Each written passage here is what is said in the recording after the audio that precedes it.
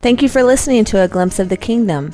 A Glimpse of the Kingdom can remain free because of generous donors like you. If you'd like to donate, feel free to do so online, or you can send payments through Facebook Messenger. Don't forget to tell your friends about it so that they can enjoy this ministry as well. Be sure to subscribe so that you don't miss any podcasts. You can listen to my daddy every single day, like in the gym, in the car, or just at home. Glimpse of the Kingdom is awesome! Big picture. So I'm looking at the handout that you have too. I have it right here in front of me. I've encouraged you to think about why you're a Christian. There's a great need to figure that out. You are not, preliminary remarks, you're not all in the same boat. Not every one of you deals with a rigorous, intelligent atheist all the time. That's okay. It's okay. But since there are people who listen to this podcast and watch the Facebook video, and some of you do interact with people who are very rigorous atheists, I try to cover as many bases as I can without going too much in depth. To get more in depth, I've given you book suggestions on your handout. You can read all you want and always come to me if you want more questions. I'm just trying to cover it broad. Atheism is supposed to be the belief that is the proposition God does not exist, but that's a long story. Let me skip ahead to all the way down to page 3. Page 3, what would it take for you to believe something? I ask that question to people when they're not believers. Why really do you not believe? Why really do you not believe? And if you're a Christian or any religious, what is it really? There are kinds of Christians who think that you don't have to have any evidence, you just have to have a religious experience, or you just know that you know that you know, and that's a legitimate way to look at it. If someone asked me, what would it take for you to believe something?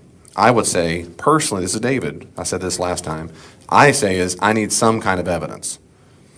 Because while my religious experience is the reason why I know that I know, I could be delusional. And I don't want to be delusional. So I need some other evidence that corroborates my religious experience. Imagine for a second you had this phenomenal experience of going to Disney World and then come to find out you were dreaming. So how can I decide that? Well, let's see if you have an airplane ticket. Did you go there? So you could disconform. You could say, man, you never went. You might have had a vision of Disney World. Maybe you got enraptured in a commercial, but you didn't go. I know you were with me and we were playing softball. You can say you had a great experience, but it was false. It's not based on reality. To really make it convincing to me is both the experience of Disney World and evidence that you went there. Does that make sense to you? Souvenirs, that's right, good. Both archaeological souvenirs and intellectual souvenirs, maybe other people who are there with you. Well, that's like that with religion. And so for me, the reason why I really think, the real reason why I think Christianity is true is because I have direct knowledge of Him. Direct knowledge of Jesus and Father, Son, and Spirit. That's why I know. But the reason why I don't lead with that with most people is because religious experience is so subjective, it won't prove it to someone else, which is why I don't use religious experience as an argument. I mean, let's flip it to somewhere else. If a Mormon comes up and said, I had a big, powerful, warm, fuzzy feeling in my heart when I read the Book of Mormon, which is what they say, that's my argument for Mormonism. I find that very unpersuasive. I would say, you might have had an experience that does not convince me that it's true. It's not an argument. I think it works with Christianity the same way. I don't think it's an argument that it's true. Having said that, I'm just trying to understand here, I'm convinced that's how I know it's true. I just don't use it as an argument to show it to you. How do you know you're at Disney World? Because I know that I experienced it. Well, that doesn't prove it to you. You need other stuff.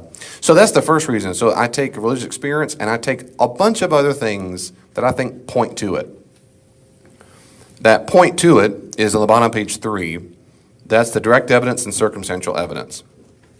I'm convinced that the proposition Christianity is true can be demonstrated by both circumstantial evidence and then move to direct evidence.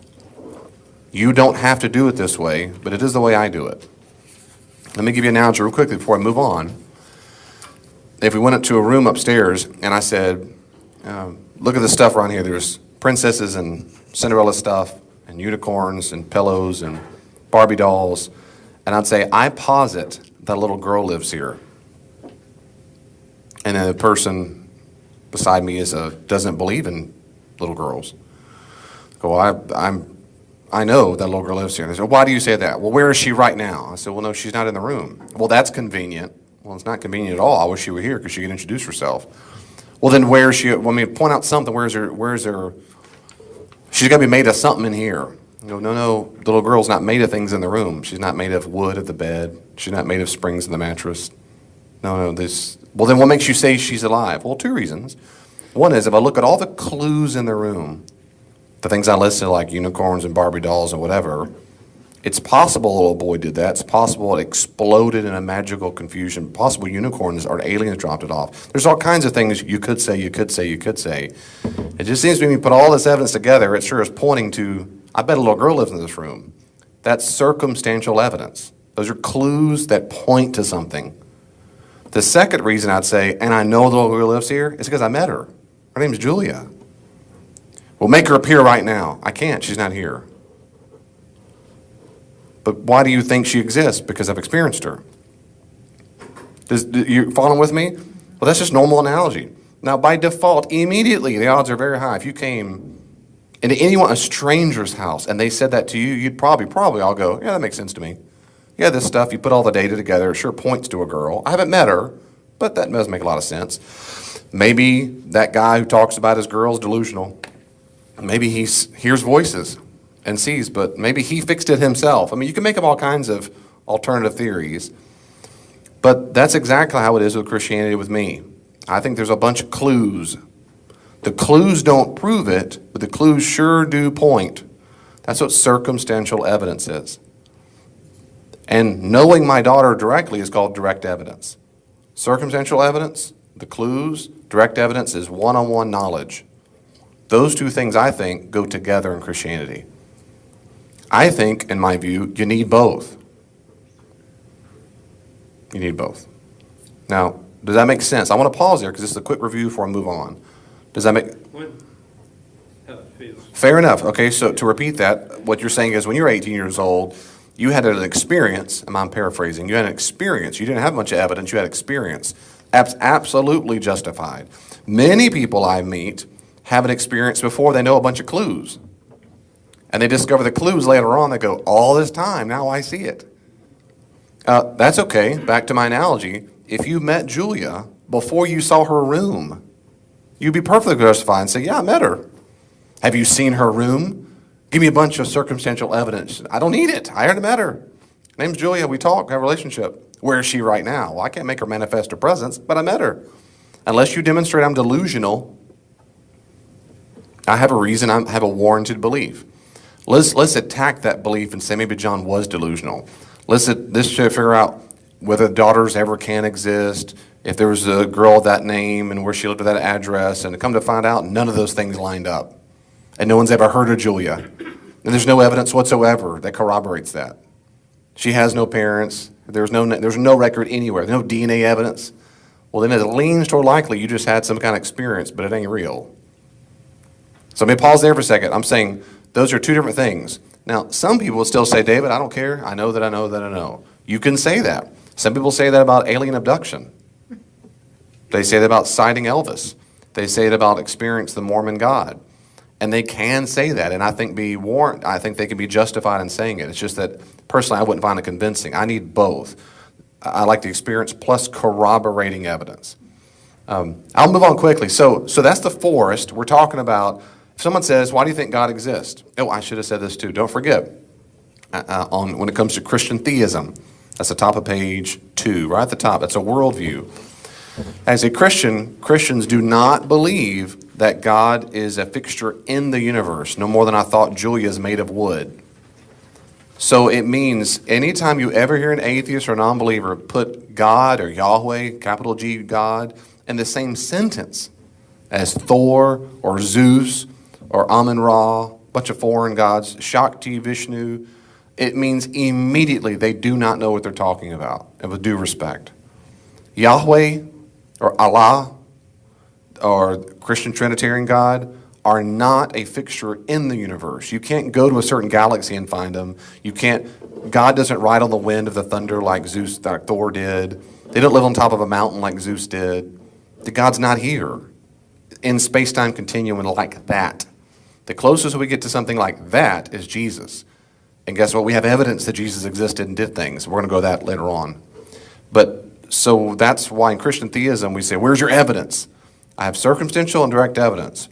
Where is he right now? If you mean like, is he around the corner? No, he's not like that.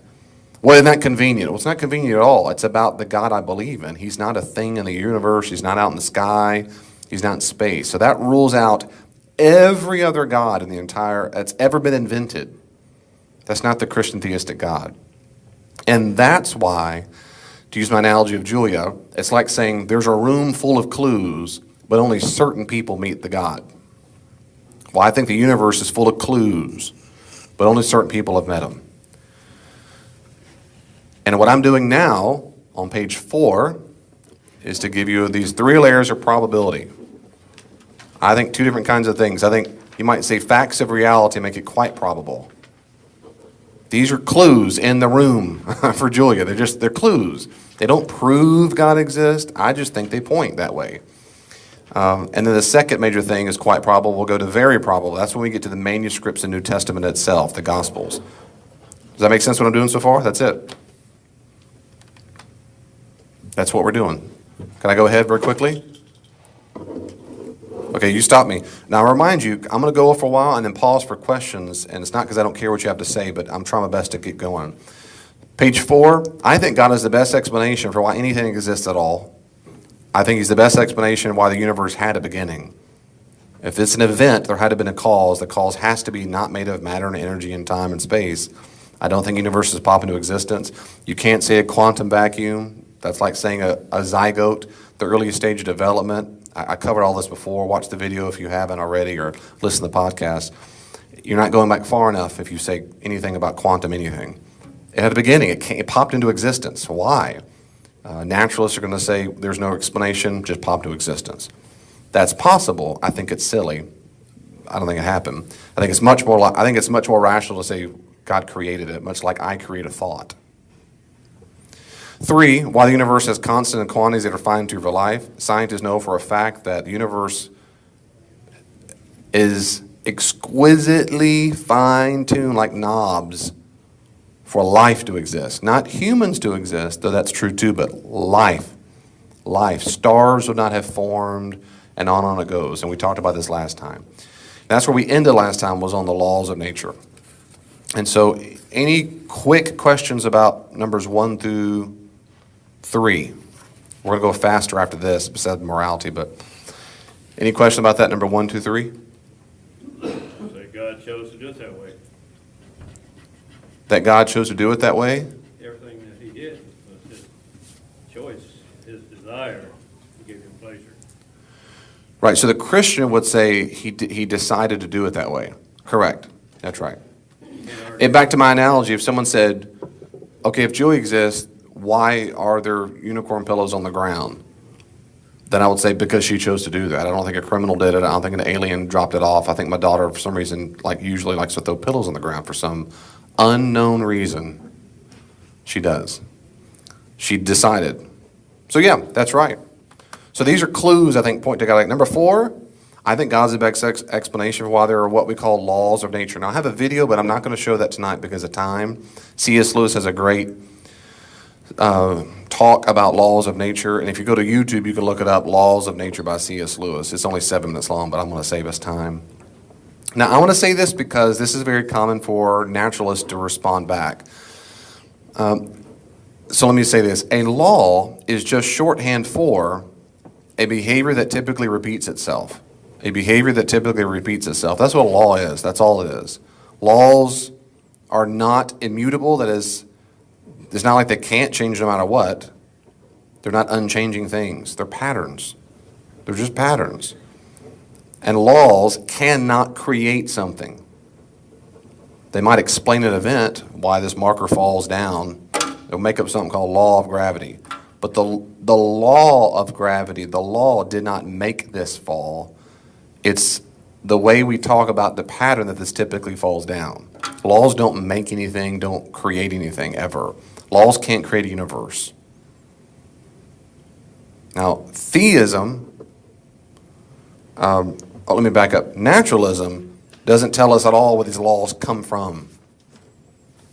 Remember, if there's nothing but physical stuff, It doesn't tell me where they come from because these laws supervene on stuff. On theism, the laws of nature are just a description of how God runs the universe. It's one of the descriptions. And there's one verse I can find in the Bible that talks about this. This is Jeremiah 33:25. Jeremiah 33:25. He says, in the NET translation, "But I, the Lord, make the following promise. I have made a covenant governing the coming of the day and night. I have established the fixed laws," and that word in Hebrew can mean law, ordinances, commands, routines, patterns. "I've established the fixed laws governing heaven and earth." That's one of, and there are many other allusions in the Bible where they do not think God does everything. They don't think God is pushing the marker to the ground, like God's going with his divine finger. Jews didn't think that. Christians don't have to think that either. It's okay to think that God designed certain things to operate according to fixed laws, like Jeremiah just said in Jeremiah 33:25. Does that make sense to you? So laws of nature exist, like the laws of gravity and whatever. I'm not going to spend much time there. If you want to spend more time, read the books. But they're all laws of nature. Go back. Round the clock and let it run.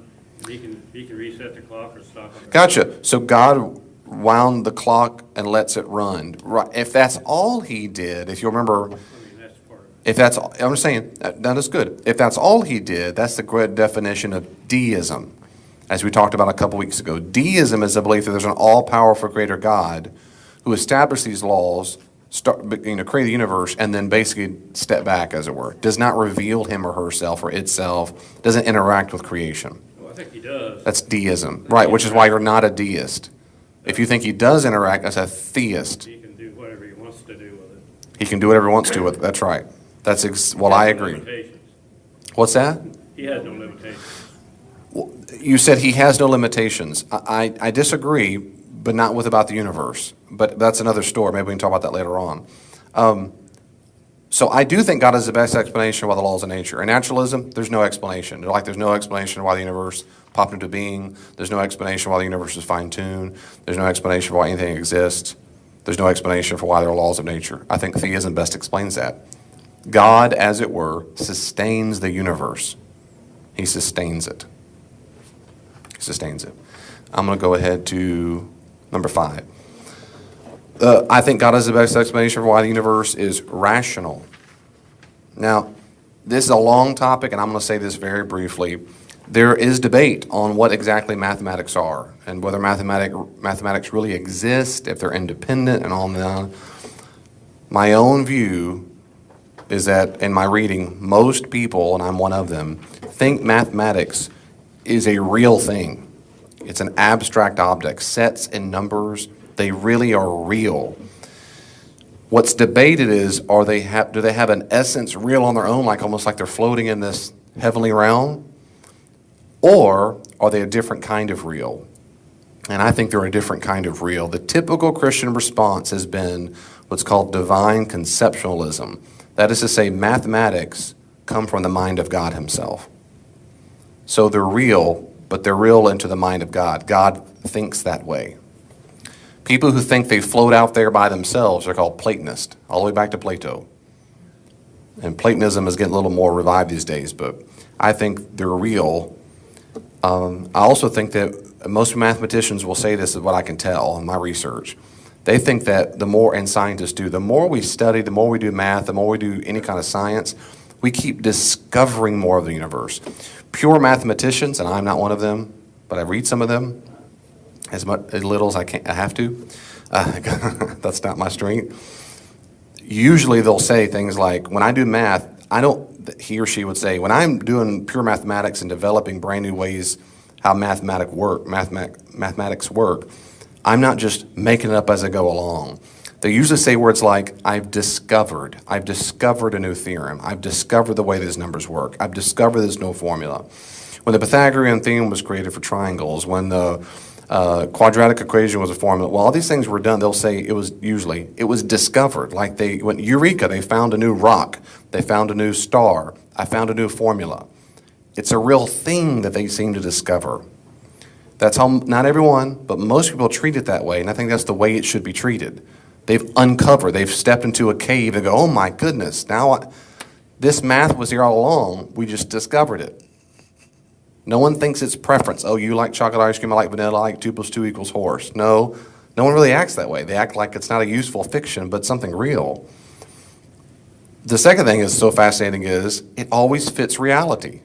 It comports so well. The fact that Einstein can say E = mc², and it's the best testable equation ever been developed. It's 3 letters. It's beautiful. And it fits reality perfectly. And Einstein said that's the greatest mystery, is why the universe is rational. It's like it was made for us to understand. It's like it was made for math to fit it just right. And that's the main thing. I think God is the best explanation for why it is rational, and it just fits right. I can't make up those equations, but the ones I read can do it.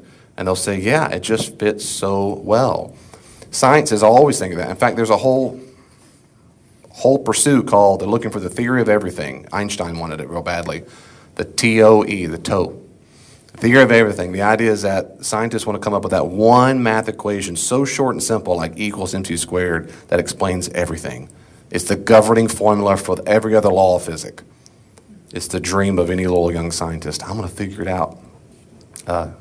String theorists think they've discovered it, but most people don't think that's the way it is. I think God is the best explanation. Now, why is that? Because the Christian God is rational. He's the source of it. In John 1, we learn in the beginning was the what? The Word. The very beginning concept of everything in the universe was rationality. Christians don't start like naturalists. They start with a nothingness, and stuff comes, and billions of years later, rationality comes. The Christian worldview is exact opposite. The beginning wasn't stuff, and the beginning was rationality. There was a mind in the beginning that then created stuff and then is able to give that rationality to creatures as he sees fit. I think that much better fits the data. I think the reason why humans keep going, aha, I discovered this, and the universe is rational, and it fits just right, is because the universe is rational because there's a rational creator who wants us to figure it out. Naturalists will say, no, it's just a coincidence. They might be right. I think they're wrong. Any questions about those two quickly? Okay. Go back to, now we're switching gears dramatically. No more physics. You're welcome, unless you missed that, and I do a little bit. I'm kind of sad. Now I'm moving on to something else, and for one quick thing, which is biology. I'm convinced God's the best explanation for why there is DNA. Okay? DNA, or remember what DNA stands for? She got it. Got it too? Good, right. DNA is the hereditary material in humans and almost all of the organisms.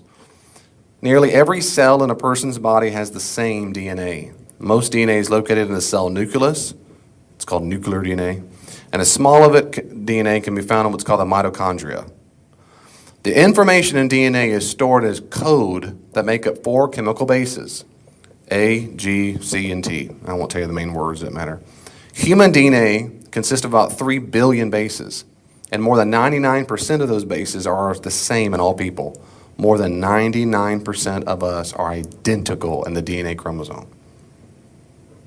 The order or the exact sequence of those bases, like words in a syntax in a sentence, determines the information available for building and maintaining an organism. Just like letters and words have to form just the right sequence for us to go, oh, that's a sentence, I get it. That's how it happens inside DNA. Just over 3 billion base pairs, or for you computer nerds, that's 1.5 gigabytes of information is in one chromosome. 1.5 gigabytes is in one chromosome, one microscopic chromosome inside of you and me. Estimates for the number of cells in the human body range from 10 to 100 trillion, probably depending on your weight. I won't point any fingers, but you know. Just a joke. Let us take 100 trillion cells as a generally accepted estimate, because that's a lot. 100 trillion cells in you and me. So given that each diploid cell contains about 1.5 gigabytes of data, the approximate amount of data stored in the human body is about 150 trillion gigabytes. That's a lot, isn't it, Damon? It's a lot of data. Since life depends on the presence of genetic information, any theory of the origin of life must provide an account for the origin of this information. There's a researcher named Bernd Olaf Koppers, and he said it this way, quote, "The problem of the origin of life is clearly basically equivalent to the problem of the origin of biological information." There is nothing close to an explanation in biology for where information came from in the beginning. Moreover, and it's a different issue, moreover, the living conditions billions and billions of years ago that most think where it started was overwhelmingly hostile because it wasn't the nitrogen oxygen base mixture like it is now. Back then, the chemicals were so radically different, it broke down any living tissue immediately. So there are two things going against it. One's much worse, which is where did information come from? Secondly, is the conditions on Earth to develop that. But I'm going to stuck with information for a second. I have a short video. I have to go out of the screen for a little bit to show you. So here's a short video to see what I'm talking about. Here is a cell, the basic unit of all living tissue. In most human cells, there is a structure called the nucleus. The nucleus contains the genome. In humans, the genome is split between 23 pairs of chromosomes. Each chromosome contains a long strand of DNA, tightly packaged around proteins called histones. Within the DNA are sections called genes. These genes contain the instructions for making proteins. When a gene is switched on, an enzyme called RNA polymerase attaches to the start of the gene. It moves along the DNA, making a strand of messenger RNA out of free bases in the nucleus. The DNA code determines the order in which the free bases are added to the messenger RNA. This process is called transcription. Before the messenger RNA can be used as a template for the production of proteins, it needs to be processed. This involves removing and adding sections of RNA. The messenger RNA then moves out of the nucleus into the cytoplasm.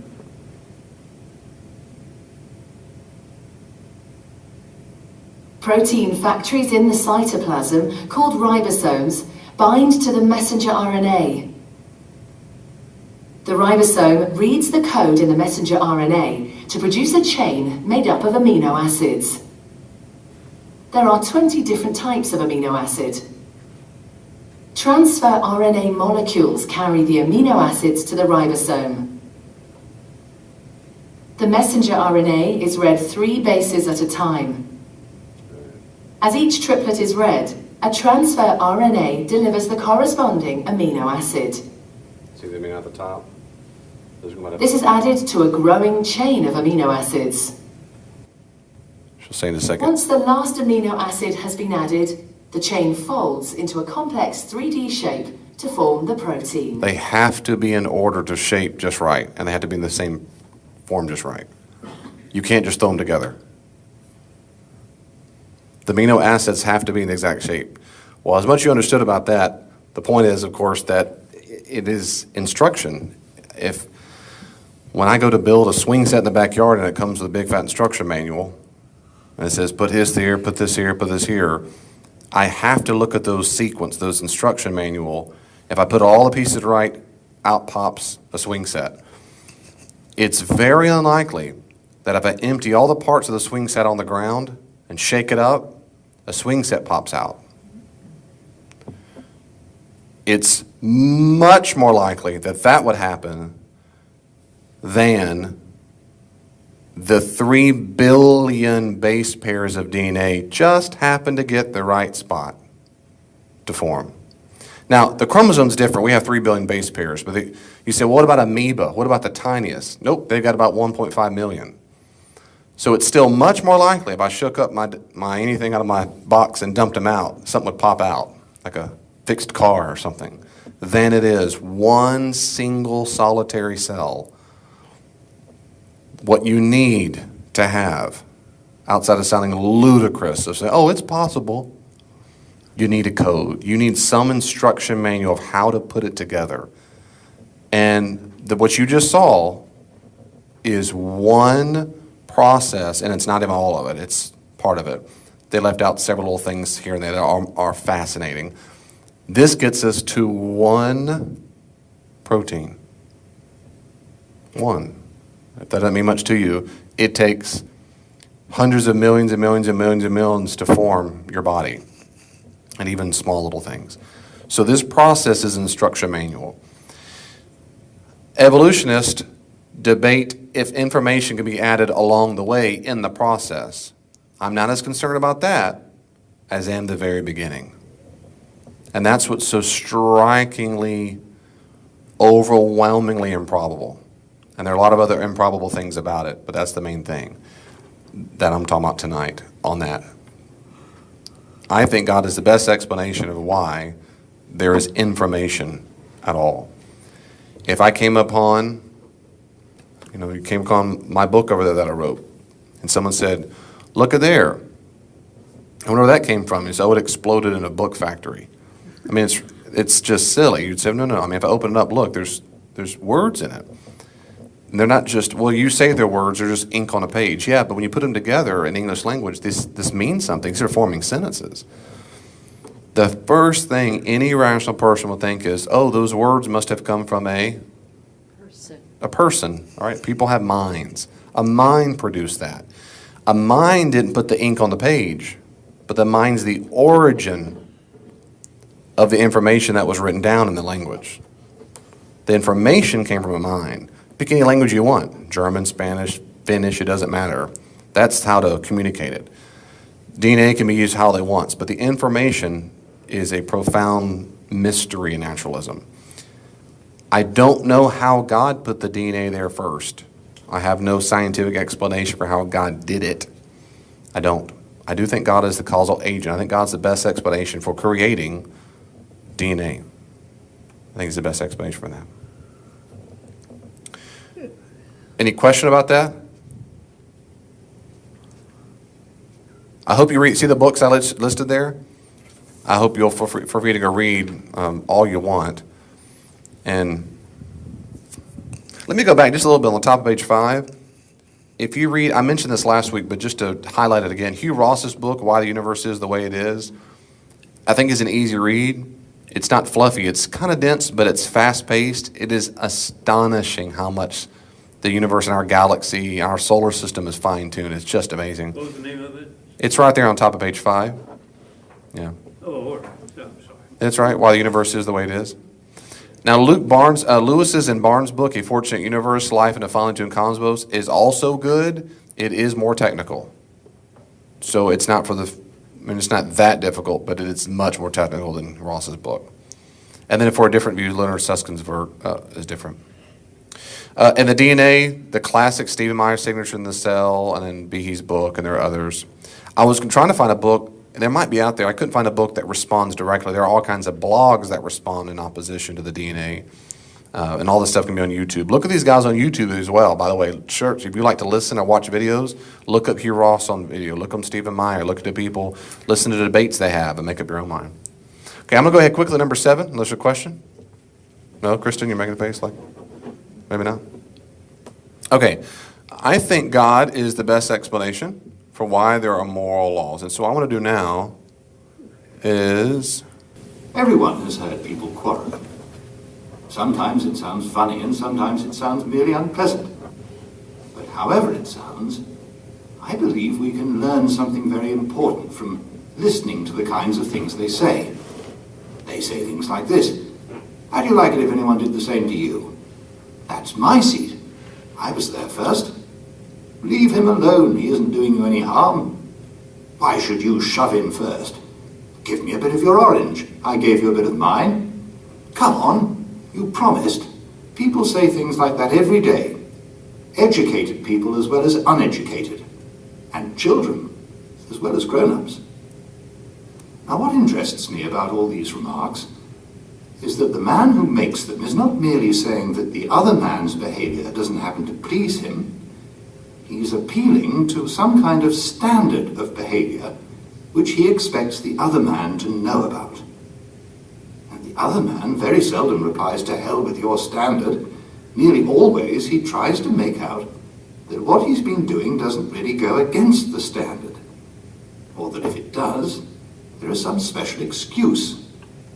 He pretends there is some special reason in this particular case why the person who took the seat first shouldn't keep it, or that things were quite different when he was given the bit of orange, or that something has turned up which lets him off keeping his promise. It looks, in fact, very much as if both parties had in mind some kind of law or rule of fair play or decent behavior or morality, or whatever you like to call it, about which they really agreed. And they have. If they hadn't, they might of course fight like animals, but they couldn't quarrel in the human sense of the word. Quarreling means trying to show that the other man is in the wrong, and there would be no sense in trying to do that unless you and he had some sort of agreement as to what right and wrong are. Just as there'd be no sense in saying that a footballer had committed a foul unless there is some agreement about the rules of football. Now this law or rule about right and wrong used to be called the law of nature. Nowadays, when we talk of the laws of nature, we usually mean things like gravitation or heredity or the laws of chemistry. But when the older thinkers called the law of right and wrong the law of nature, they really meant the law of human nature. The idea was that just as falling stones are governed by the law of gravitation and chemicals by chemical laws, so the creature called man also had his law, with this great difference, that the stone couldn't choose whether it obeyed the law of gravitation or not, but a man could choose either to obey the law of human nature or to disobey it. They called it law of nature because they thought that everyone knew it by nature and didn't need to be taught it. They didn't mean, of course, that you mightn't find an odd individual here and there who didn't know it, just as you find a few people who are colorblind or have no ear for a tune.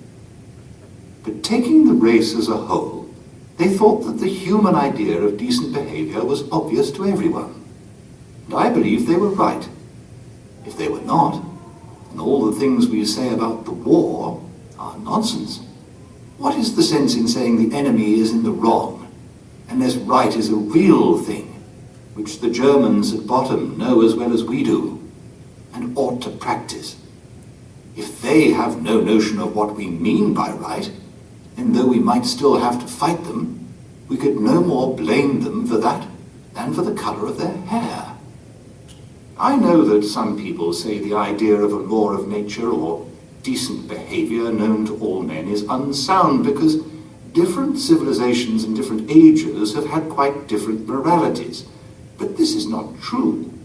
They have only had slightly different moralities. Just think what a quite different morality would mean. Think of a country where people were admired for running away in battle, or where a man felt proud of double-crossing all the people who had been kindest to him. You might just as well try to imagine a country where 2 and 2 made 5. Men have differed as regards what people you ought to be unselfish to, whether it was only your own family or your fellow countrymen, or everyone. But they have always agreed that you ought not to put yourself first. Selfishness has never been admired. Men have differed as to whether you should have 1 wife or 4, but they have always agreed that you must not simply have any woman you liked. But the most remarkable thing is this. Whenever you find a man who says he does not believe in a real right and wrong, you will find the same man going back on this a moment later. He may break his promise to you, but if you try breaking one to him, he will be complaining it's not fair before you can say Jack Robinson.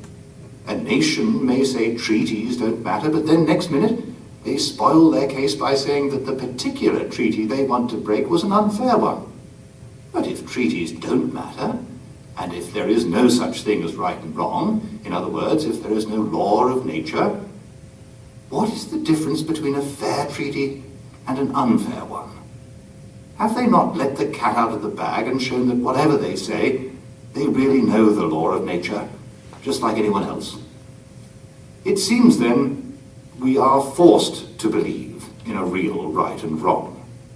People may be sometimes mistaken about them, just as people sometimes get their sums wrong, but they are not a matter of mere taste and opinion any more than the multiplication table. Now, if we're agreed about that, I go on to my next point, which is this. None of us are really keeping the law of nature. If there are any exceptions among you, I apologize to them. They'd much better switch to some other station, for nothing I am going to say concerns them. And now, turning to the ordinary human beings who are left, I hope you won't misunderstand what I'm going to say. I'm not preaching, and heaven knows I don't pretend to be better than anyone else. I'm only trying to call attention to a fact. The fact that this year, or this month, or more likely this very day, we have failed to practice ourselves the kind of behavior we expect from other people. There may be all sorts of excuses for us. That time you were so unfair to the children was when you were very tired. And slightly shady business about the money, the one you've almost forgotten, came when you were very hard up. And what you promised to do for old so-and-so and have never done, well, you never would have promised if you had known how frightfully busy you were going to be. And as for your behavior to your wife, or husband, or sister, or brother, if I knew how irritating they could be, I wouldn't wonder at it. And who the dickens am I anyway? I'm just the same. That is to say, I don't succeed in keeping the law of nature very well. And the moment anyone tells me I'm not keeping it, there starts up in my mind a string of excuses as long as your arm. The question at the moment isn't whether they are good excuses. The point is that they are one more proof of how deeply, whether we like it or not, we believe in the law of nature. If we don't believe in decent behavior, why should we be so anxious to make excuses for not having behaved decently? The truth is, we believe in decency so much, we feel the rule or law pressing on us so, that we cannot bear to face the fact that we're breaking it, and consequently we try to shift the responsibility. For you notice that it is only for our bad behavior that we find all these explanations. It is only our bad temper that we put down to being tired, or worried, or hungry. We put our good temper down to ourselves. These, then, are the first 2 points I wanted to make tonight. First, that human beings all over the earth have this curious idea that they ought to behave in a certain way, and cannot really get rid of it. Secondly, that they don't in fact behave in that way. They know the law of nature, And they break it. These two facts are the foundation of all clear thinking about ourselves and the universe we live in. Thank you.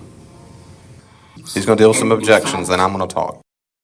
Now this is really so peculiar Here we go. that one is tempted to try to explain it away. Just a few minutes. For instance, we might try to make out that when you say a man ought not to act as he does, you only mean the same as when you say that a stone is the wrong shape, namely that what he is doing happens to be inconvenient to you. But that is simply untrue. A man occupying the corner seat in the train because he got there first, and a man who slipped into it while my back was turned and removed my bag, are both equally inconvenient, but I blame the second man, and do not blame the first. I am not angry, except perhaps for a moment before I come to my senses, with a man who trips me up by accident. I am angry with a man who tries to trip me up, even if he does not succeed. Yet the first has hurt me, and the second has not. Sometimes the behavior which I call bad is not inconvenient to me at all, but the very opposite. In war, Each side may find a traitor on the other side very useful. But though they use him and pay him, they regard him as human vermin. So you cannot say that what we call decent behavior in others is simply the behavior that happens to be useful to us. And as for decent behavior in ourselves, I suppose it is pretty obvious that it does not mean the behavior that pays. It means things like being content with 30 shillings when you might have got £3, doing schoolwork honestly when it would be easy to cheat, leaving a girl alone when you would like to make love to her, staying in dangerous places when you could go somewhere safer, keeping promises you would rather not keep, and telling the truth, even when it makes you look a fool. Some people say that though decent conduct does not mean what pays each particular person at a particular moment, still it means what pays the human race as a whole, and that consequently there is no mystery about it. Human beings, after all, have some sense. They see that you cannot have any real safety or happiness except in a society where everyone plays fair, and it is because they see this that they try to behave decently. Now, of course, it is perfectly true that safety and happiness can only come from individuals, classes, and nations being honest and fair and kind to each other. It is one of the most important truths in the world. But as an explanation of why we feel as we do about right and wrong, it just misses the point. If we ask, why ought I to be unselfish? And you reply, because it is good for society.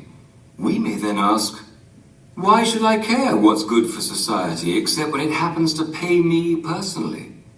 And then you will have to say, because you ought to be unselfish, which simply brings us back to where we started. You are saying what is true, but you are not getting any further. If a man asked what was the point of playing football, it would not be much good saying, in order to score goals, for trying to score goals is the game itself, not the reason for the game. And you would really only be saying that football was football, which is true, but not worth saying. In the same way, if a man asks, what is the point of behaving decently, it is no good replying, in order to benefit society. For trying to benefit society, in other words, being unselfish, for society, after all, only means other people, is one of the things decent behavior consists in. All you are really saying is that decent behavior is decent behavior. You would have said just as much if you had stopped at the statement, men ought to be unselfish. And that is where I do stop. Men ought to be unselfish, ought to be fair. Not that men are unselfish, nor that they like being unselfish, but that they ought to be. The moral law, or law of human nature, is not simply a fact about human behavior in the same way as the law of gravitation is, or may be, simply a fact about how heavy objects behave. On the other hand, it is not a mere fancy, for we cannot get rid of the idea, and most of the things we say and think about men would be reduced to nonsense if we did.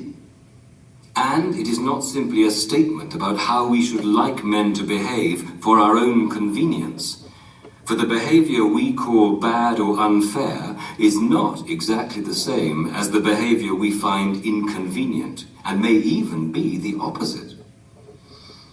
Consequently, this rule of right and wrong, or law of human nature, or whatever you call it, must, somehow or other, be a real thing. A thing that is really there, not made up by ourselves. And yet it is not a fact in the ordinary sense, in the same way as our actual behavior is a fact. It begins to look as if we shall have to admit that there is more than one kind of reality, that in this particular case, there is something above and beyond the ordinary facts of men's behavior, and yet quite definitely real. A real law, which none of us made, but which we find pressing on us. Absolutely. Absolutely. So let me put this together, if I may. repeat some of this and also do some things a little different direction.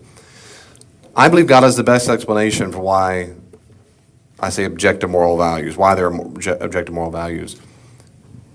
Every human, besides those with serious disorders, and that's a really important point, there are people with two different kinds of disorders, one in particular, who don't seem to pick up, or it's really an antisocial behavior. We're not sure if they can't pick up the moral law or if they just don't feel a sense of guilt, that they know they ought to do it, but if they break it, they don't care. And those are psychopaths, or psychopathy is this disorder, right? So psychopathy, and then the worst kind, depending on but for morality, is sociopathy. Now, again, these are primarily antisocial, but if you have one of these disorders, this is really, really serious, you need a therapist, because this has to do with that. But besides people with a serious psychological disorder, Asians, Mexicans, Africans, Canadians, everybody besides people with disorders really do think that we ought to do the right thing. I think C.S. Lewis is exactly right. Everybody thinks it. I've been to many, many states, and I've been to several countries in my life, praise God, and I've never met a person who didn't assume this. It's bad wherever I go to steal. It's wrong wherever I go to butt in line. It's wrong everywhere I go to show disrespect.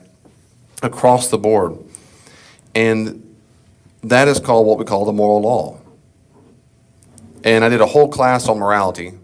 It was several weeks long, and I hope you have this all on Facebook, and I have a podcast for it, I have handouts for it. But to say very briefly, was it 4 weeks, 6 weeks course on that, to say in just a few minutes, moral values are universal. And if we listed on the board, and we could, all kinds of things that any society is going to uphold, like it's a good moral value to be fair or just, to be kind, and on and on. I could list all kinds of loyal, all down the list. These are moral values. To demonstrate honor to a person or respect a person. What cultures change on, sometimes certain cultures don't have all the values other cultures have. Sometimes they don't have the same values other cultures have. So let's say, for example, in the USA, we might make a list, I'm just being hypothetical, we make a list of 10 different moral values. I go to a different country, a different culture, they might have 9 of them. The 10th one's missing is not a bad thing, it's not the same as moral value. But in general, the values across the board are going to be very similar. What most people get confused is not the moral values, which across the board are so profoundly universal. And that's why I use the word objective, meaning there seem to be above us, like mathematics. I can talk to an Indian, an African, a Mexican, and go 2 + 2 equals, they're going to say 4. Usually if they know anything about mathematics. It's a quote-unquote above us. It's not literally above us all, right? It's beyond us. It's transcendent. Morality is very similar. So that's what most people get confused as they think about it. They think these are all radically different on culture. All culture, different morality. No, they don't. What most people get confused for moral values really is social etiquette. Etiquette is what is different. Etiquette is typically the way we express these moral values, the way we express them. And I've used this analogy several times. It still works, I think. If I go into most Asian cultures and I want to demonstrate honor or respect, what am I going to do? If I'm Japanese, I'm going to bow. I'm demonstrating what moral value? I'm showing honor and respect. If I'm an American, what do? I shake hands. If you're from the South, you shake hands how? Firmly. You look them in the eye. Our etiquette's different, but we're all trying to express our moral values. What most people do is look at etiquette and say, see, it's a free-for-all, wildly different moral values. No, they're not. And if you get past the etiquette nonsense, you go, oh, if I'm British, I kiss on each cheek, or if I'm Australian, I'm still showing honor and respect. So show maybe an act of kindness. And we add love on here. Another moral value, of course, is the preservation of human life. Now, the moral law, let's think of it this way. C.S. Lewis calls them instincts. I like the word moral value better. If we make a list of all these moral values and see them like keys on a keyboard, these are all the moral values. And in any given moment, which moral value do I play? Which one do I pick to act on? That's called what for your morality study? That's called, okay, maybe I don't remember. That's called the duty. Moral duty is which moral value I choose in the moment. The moral law tells us which one to pick. Like sheet music tells us which note to push.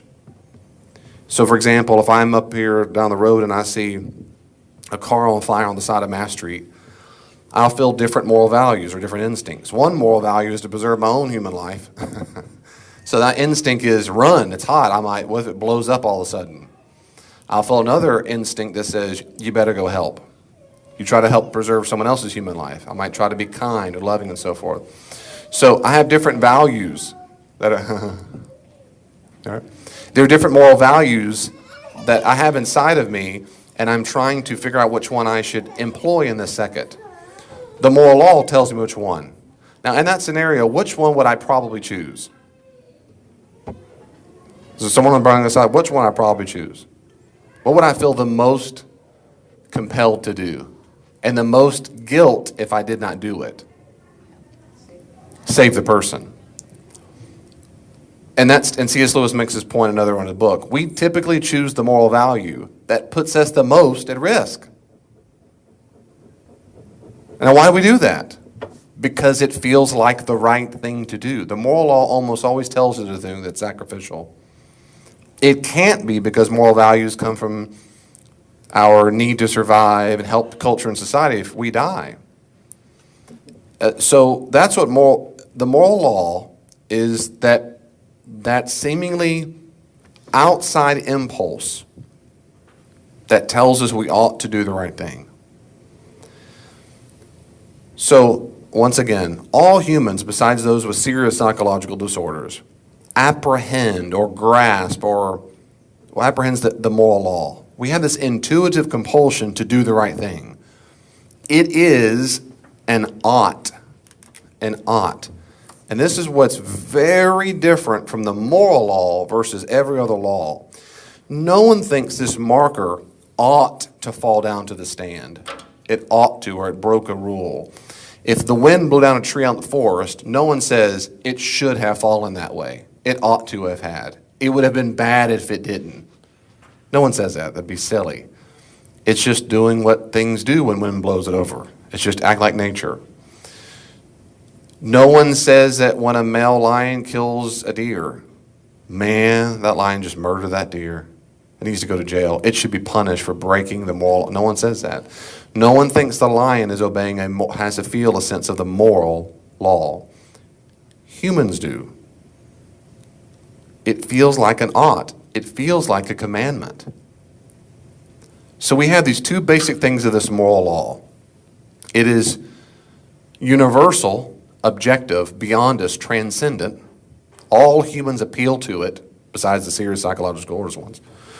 Secondly, it feels like a commandment. And we don't experience anything else in existence that's like that.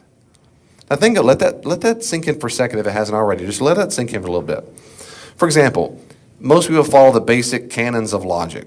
For example, you can't be the law of non-contradiction. That's like saying, I'll make an example, I don't speak English. Okay, I just contradicted myself. I just spoke English.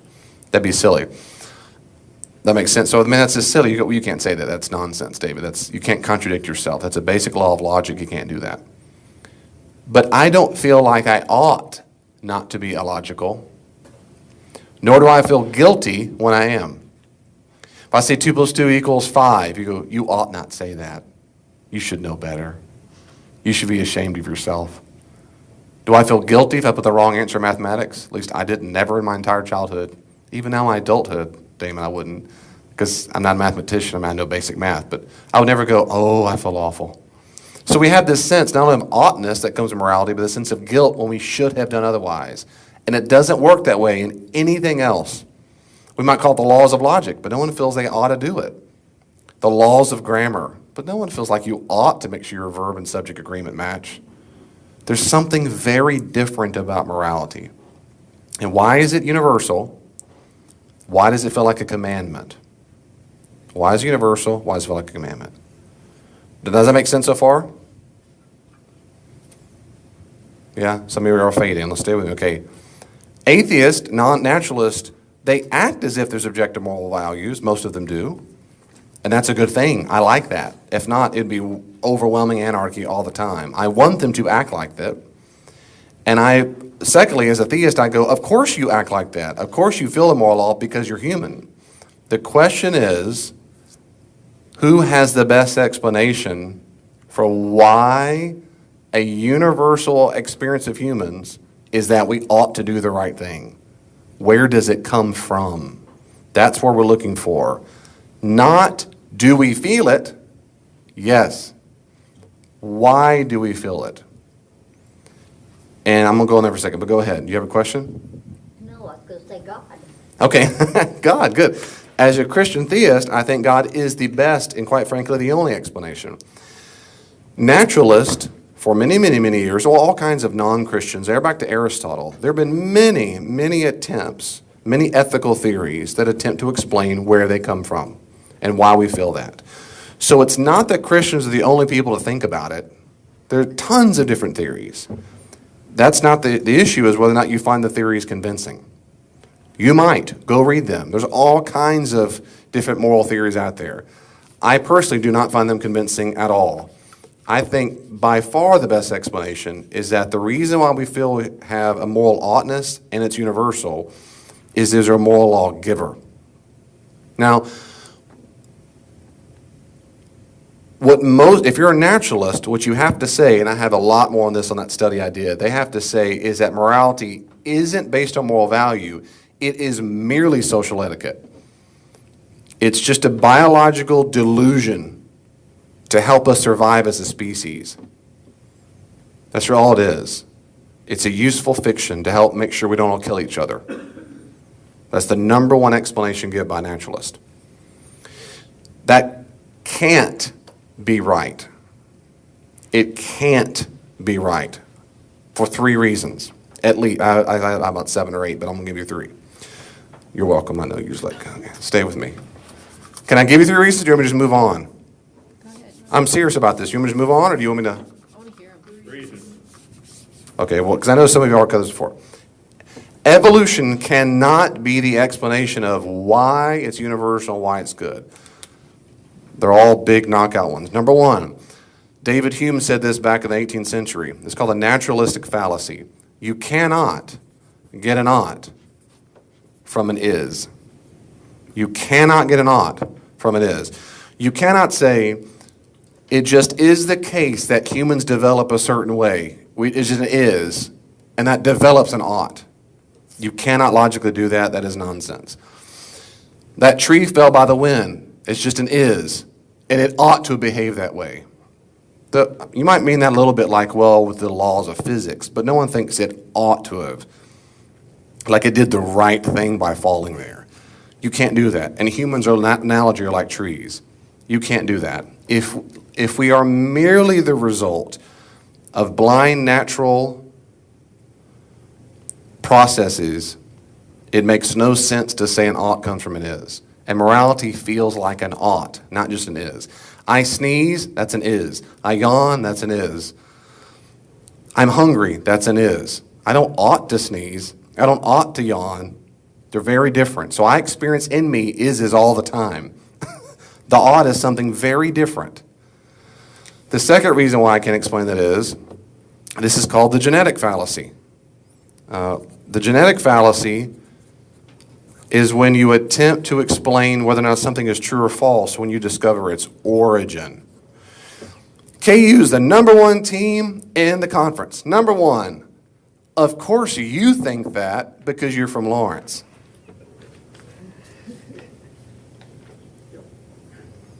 What does my having been from Lawrence have anything to do with the fact that they're number 1?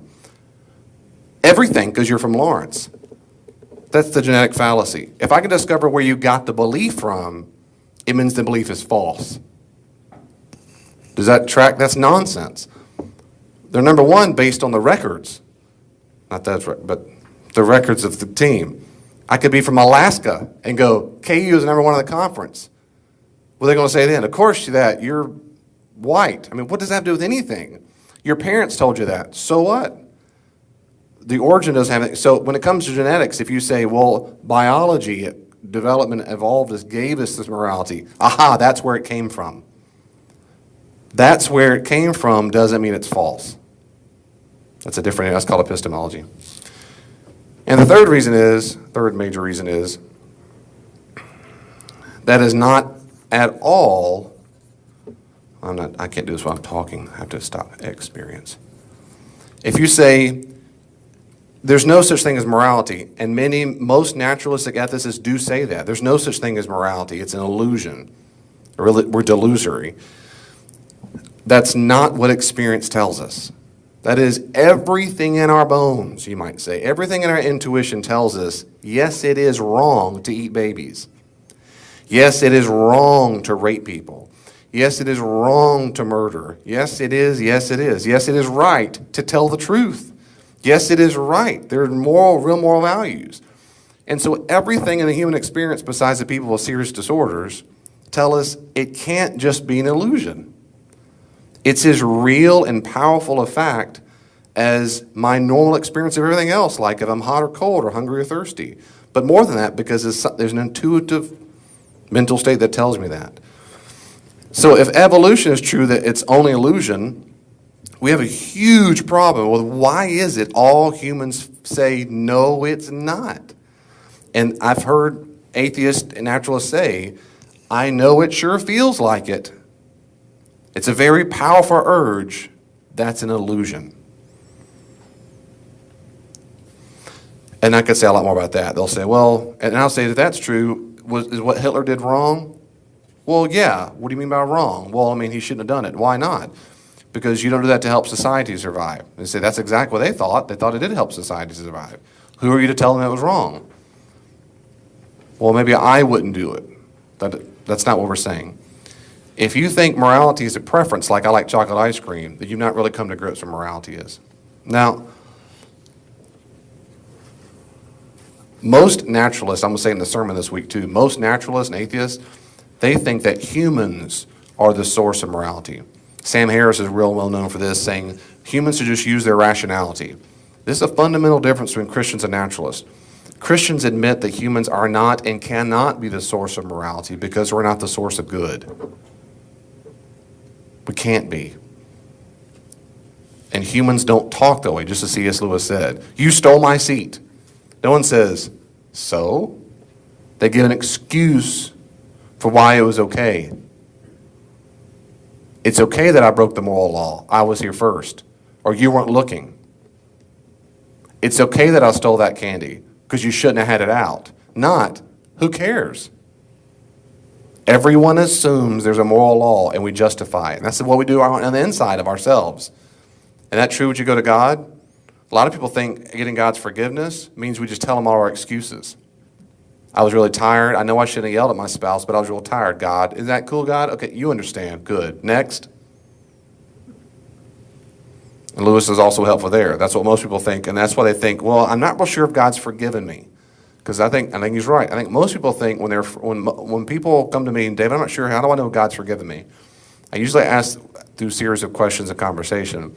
I'll get them to try to figure out whether or not they think that they've really asked God's forgiveness or if they've asked God to accept their excuses.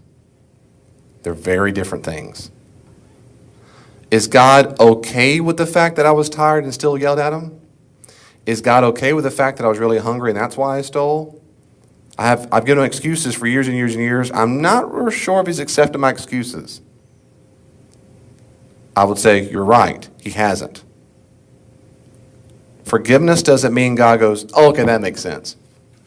That's not what forgiveness is. Okay, so, any questions about that? No. Makes good sense. You haven't lost me completely yet. That's good, not yet, ever. Okay, well, I'm going to lose you now. Let me say real quickly, because of time. I do want to cover this, though, very quickly. I'm sorry if I lose you on this. Every single atheist or nationalist you ever meet who's thought this through, they will always mention at least Well, they're going to say two things. We got it from evolution. That's nonsense. Secondly, they're going to say Euthyphro dilemma. Plato's Euthyphro dilemma. They're going to say that. You may never talk to an atheist. You may never hear this. But if you do, you're going to hear this. You're going to hear it on YouTube, read your books. Can I say something very briefly about that? Because they'll say, you can't say God is the source of morality. Oh, let me say a quick word about that. Well, David, do you think, if you're asking me, David, do you think God is commanding everybody all the time to go save that person in the car? Like he's ushering out commandments all the time, individual commandments? I don't think so. I believe in what's called the divine command theory, as I just explained. I think God is the best explanation. God's character is the source of moral values. He's the source of them. Like he's the standard of the 12-inch ruler. He's the standard of the weight of a kilogram. He is the standard. Moral values, whatever it means to be kind, loving, whatever, comes from his very character. It flows out like the water flows out of a fountain. He is it. I don't think every time we feel like we ought to push that note or that note, do that instinct, that value, it's God commanding it. Maybe it is. My own view, does that be your view? My own view is that we are a soul with our body, and our soul has the capacity, like a radio frequency, to pick in on the moral law frequency. There's a radio station, and we have it. It's called the moral law. So it's that or whatever. We can pick up on that all the time. It's not perfect, especially when you're not a Christian, because we would say your spirit, as it were, is defunct. There's a disease. You can't fully pick up on it, but you can pick up on it. Everybody can pick up on that frequency. 98.3. You have to have your antenna up. You have your antenna up. And my view is that everyone's soul has the antenna up, but they're not all equally in tune. They're not all equal the same. I think people have serious psychological disorders. But in general, I think everybody has that in tune. And so I think when we feel like we ought to do X, Y, Z, it is part of it. Now, a little footnote, if I may. There are people, I'm not one of them, who would say this argument, number 7, what God was the best explanation for objective moral values, fits into the direct evidence category, not circumstantial. What I mean is, C.S. Lewis and many, and I'm one of them in this regard, I believe that this sense of moral oughtness is a kind of direct evidence of God himself, much like religious experience is. So when I first did this years ago, I thought about putting this one over on the very end of the whole study, which we haven't gotten to yet. Have like religious experience and moral law. I think something in us, our gut, you have, so that's to say, if I talk to an atheist, they go, I don't think God exists. I'll say, you've experienced him. What are you talking about? You ever felt like you ought to do the right thing? Well, yeah, that's God. There's something inside of us. And Lewis makes the argument, if there's one conceivable way God could make himself present all the time, it couldn't be in nature. Because we would just study that and say, that's wood, that's molecules, whatever. The only place God could ever make himself directly known by everybody is inside of you. Each human being has that ability to pick up on the moral law. I think it's a big, fat, huge finger pointing to God that the best explanation is God, the sense of oughtness. Okay. In the Euthyphro dilemma, can I say this real quickly? Stay with me if you can. We're almost done. You're doing a good job. In Plato's Euthyphro dilemma, which is this last second, you see the second thing. What's on your handout there? I think I just put Euthyphro. Oh, I didn't put that at all. In this dialogue, Euthyphro, in Plato's Euthyphro, he tries to explain to Socrates that piety is what the gods love. Socrates asks Euthyphro whether the gods love the pious because they're good, or whether the pious are good because the gods love them. I know you fully understood that. Let me rephrase that. That's what he said, though, in the English translation. That is something a moral good because God wills it, or does God will it because it's good? Is something a moral good because God wills it, or does God will it because it's good? David, who gives a rip? Why is this some rejoinder to Christianity? Here's why. If it's the first, it's a moral good because God wills it. It makes morality seem arbitrary because God could will something different all the time. He could tell me it's good to murder babies and tell you it's good to save babies. If he just wills out little things here and there, little commandments, it could be arbitrary. You say, I had to do it. God told me to. And that's the argument, seems arbitrary. The argument, and I think that's powerful because that's not how we experience morality. It's consistent. It doesn't seem arbitrary. It seems like the right thing to do. So if it's good because God wills it, it makes morality seem arbitrary. If it's the second one, God does it because it's good, that seems to be the case. That means good is above and beyond God. Which means it can't be God. God can't be the sense of morality. So that means it doesn't answer the question, where does morality come from? And it doesn't match the typical theistic definition of God. So that's what this dilemma is.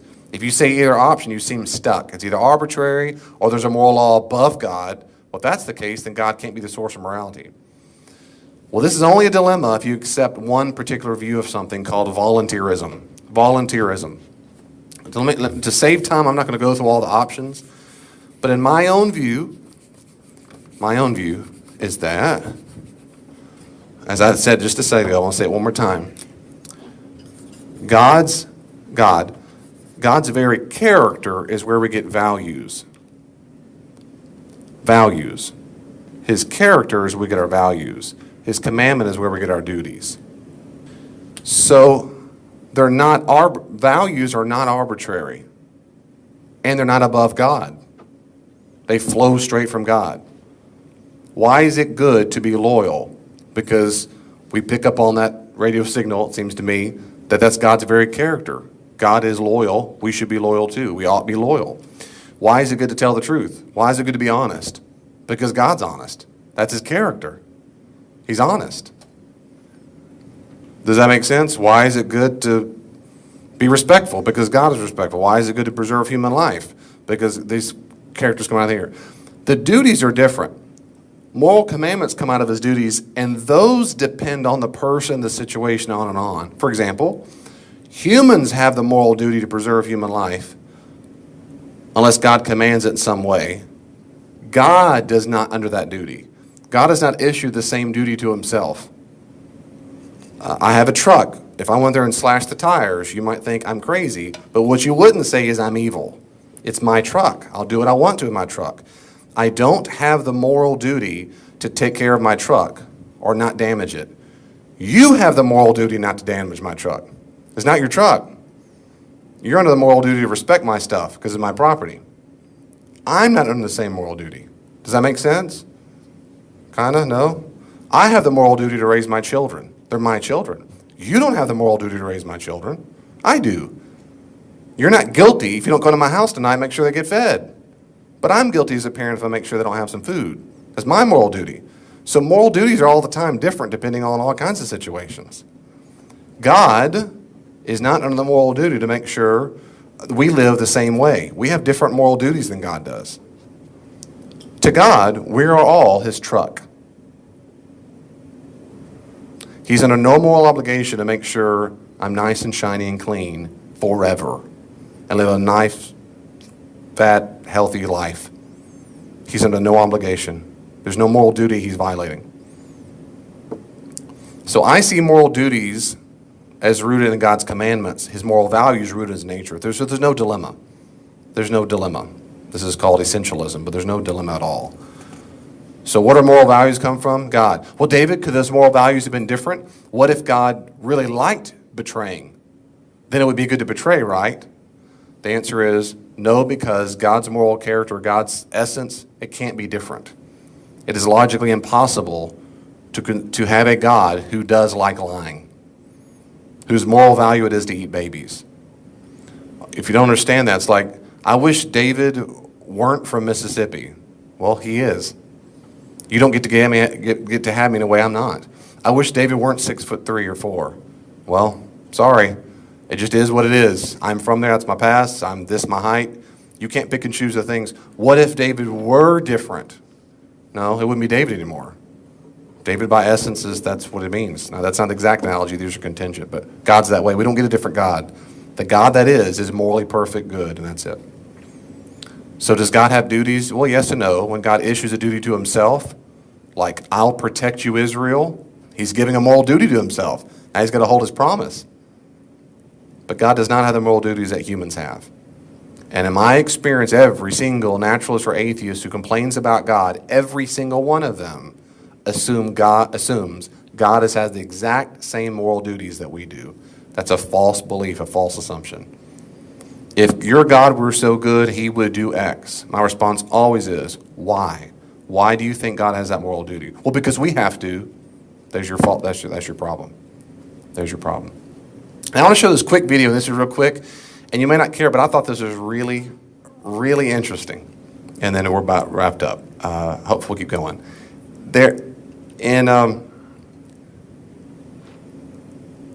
I was watching this the other day. Hi everybody, I'm Neil deGrasse Tyson of Frederick. Yeah, I was watching this. Anyway, this is the 2018. They have this for years and years now. Not for that. It's not that long. It's pretty new. The Isaac Asimov Memorial Debate. And they bring in some of the top brilliant people in the world to come to this. And it's a sold out, packed out tickets. I mean, it's immediately packed out. Neil deGrasse Tyson, who's the guy about to talk, is a well-known, well-respected astrophysicist. The topic is on artificial intelligence.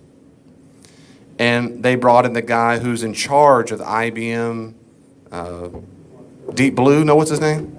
Watson. He's the chief engineer on Watson. They bring in the chief engineer, one of the chief engineers for Google. These are big dogs at the top of the companies.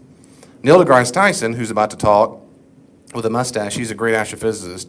He asks Michael Wellman, who's professor of computer science and engineering at University of Michigan, he asks him about artificial intelligence. They start talking about morality.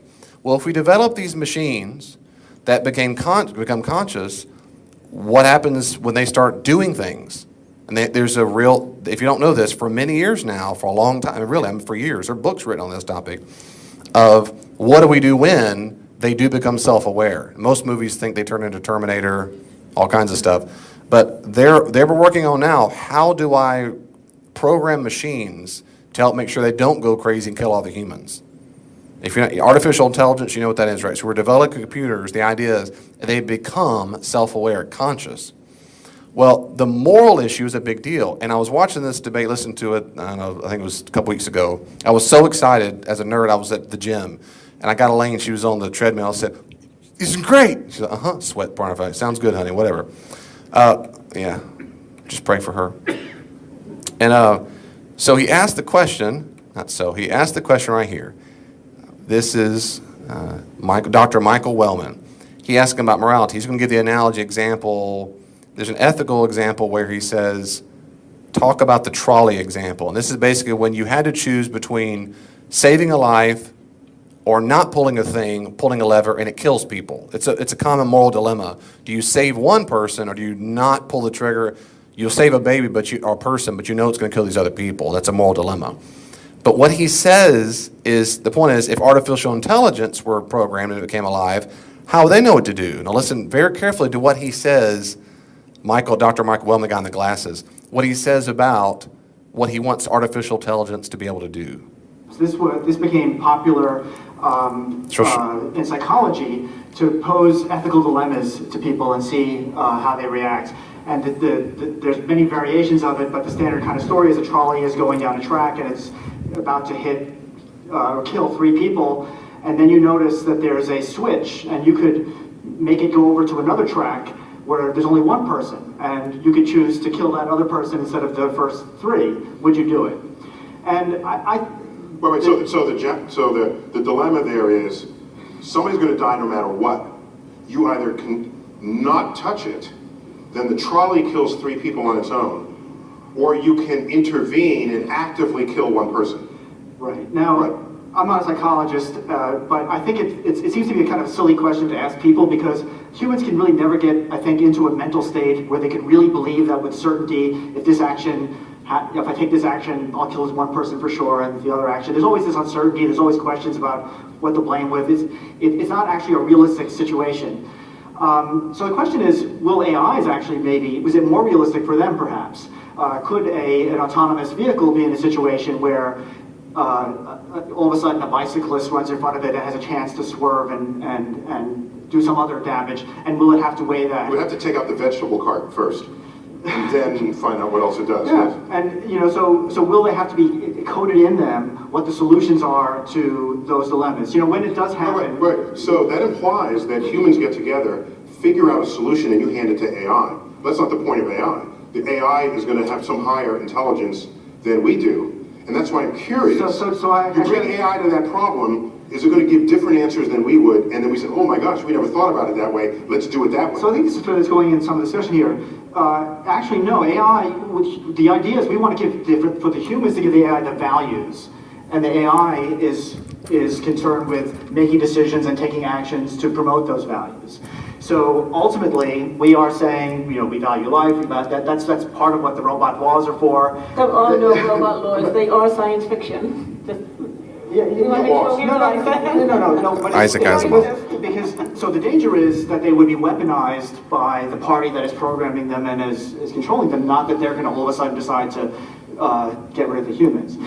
That's not the source of the danger.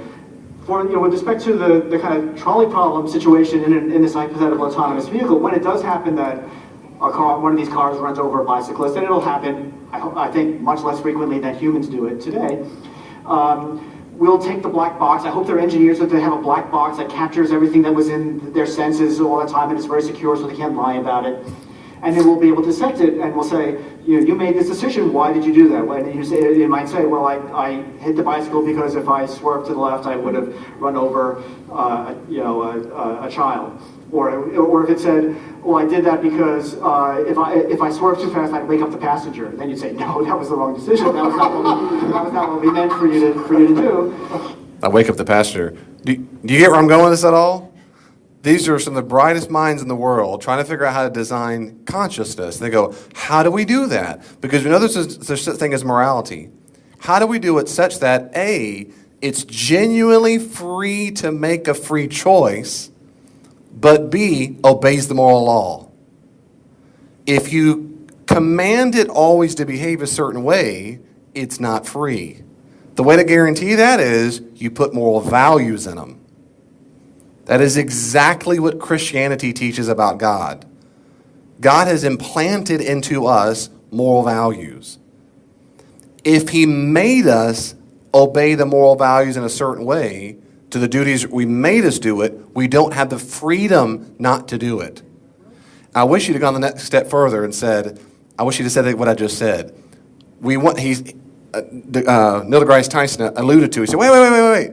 The whole point of AI is not that you make them, but that they're able to do it on themselves. And he was right. We put the values in there so they can choose it themselves. And then there's maybe a little black box, an airplane that records everything. We'll take that out and what? What is he talking about? But what's another word for evaluate what they did with it and decide whether it was right or wrong to make that choice? We call that judgment. We will look back on their life, the black box out, and judge them. They're making us gods. That's exactly what they're doing. They're making us gods. That's judgment. Well, look at it. Why did you do that? Why did you do that? Well, I didn't want to wake up my passenger. And he said, oh, that was wrong. That was wrong. The assumption is that AI had a choice to do otherwise, had the moral duty, you should not have done that, and you still did anyway. That's artificial intelligence. In other words, this is not some crazy Christianese nonsense preacher that's people, whatever make up. This is cutting edge technology of trying to figure out how consciousness can be created. And yet they're talking exactly as I just talked for 15, 20 minutes, and so did C.S. Lewis, talking about a robot. You take out robot and put in the word human. God has designed us with moral values in us. He does not make us choose those things because we have the freedom to do it. But we feel like we ought to. As C.S. Lewis said, the two basic facts of humans are we know there's a moral law and we break it.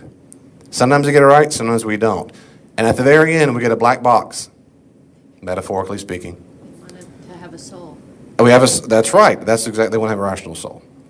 I won't be able to finish all that tonight, but any questions about anything so far? I hope that analogy helped, at least it helped me. That's why I was all excited. I went, he just said what I said. Okay, anything at all about anything we've covered so far? I could go on, but the last one is so fun. I want to slow down on it. It's just about the soul and afterlife. I've got some afterlife stories I want to tell you, and I don't do that right now. So, is there anything at all that I need to cover again? Any question about something we've covered thus far? Well, thank you, Lord Jesus, so much, and Father and Spirit, for loving us and giving us moral values that we get to pick up on, and your loving care to help us do the right thing. And we thank you so much. There are a lot of clues that point to you, it seems to me. And I like that because it reveals more of your character, that you're overwhelmingly intelligent and powerful and good and loving, and that you are worth exploring. And knowledge of you is worth everything. We thank you for these clues that point in such the same direction. We thank you that you're not unknowable and so obscure we just have no clue about you. Instead, we're surrounded by stuff and keep discovering more things that sure point to you. We thank you for that. Help us grasp what we can and be able to articulate to other people the faith and the hope that is in us, if it is in us, in a way that is kind, informed, and loving and true. In Jesus' name we pray. Amen.